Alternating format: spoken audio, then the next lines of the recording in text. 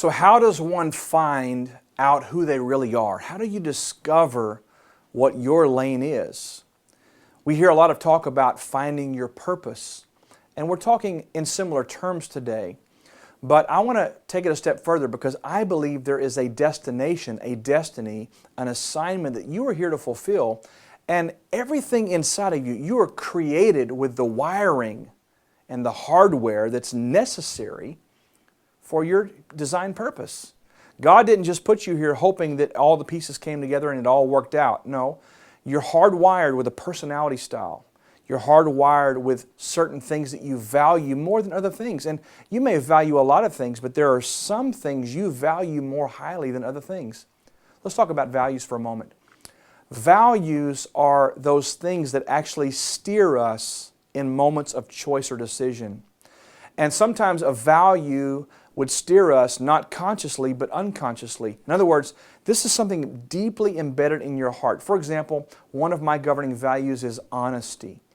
And in a moment where I would have the opportunity to even stretch the truth or maybe manufacture a story, or I'm in a sticky place and I could get out of that sticky place by just telling a small little white lie, there is something embedded in my spirit man that will not allow me to cross that line because I value honesty.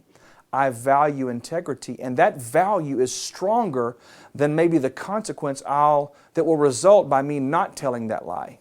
You understand what I'm saying? Another idea would be this. One of my governing values is I am a learner. So therefore, when I'm given the opportunity to go to a conference or to learn something or to read a book that I believe might enhance my ability to help others, I'm going to be driven by my value to learn, to take time, to make time, to discipline myself to read that book, for example. So our values actually steer us in the direction of the goals we're trying to reach. Our values will steer us in moments of critical choice. It's important that you know what your values are.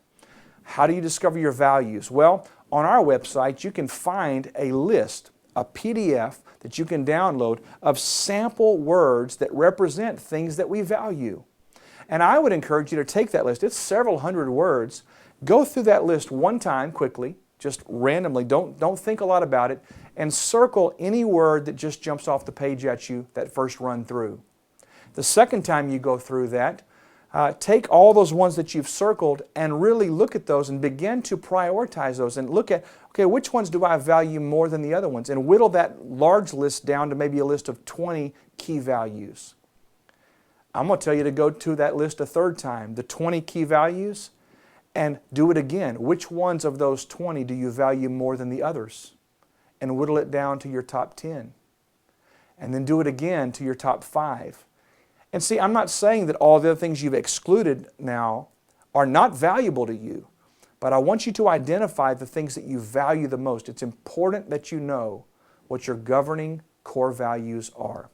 My name is Brian Holmes, and I trust this is helping you. And next session, we're going to be talking about discovering your passions because they play a very key part in this journey towards destiny.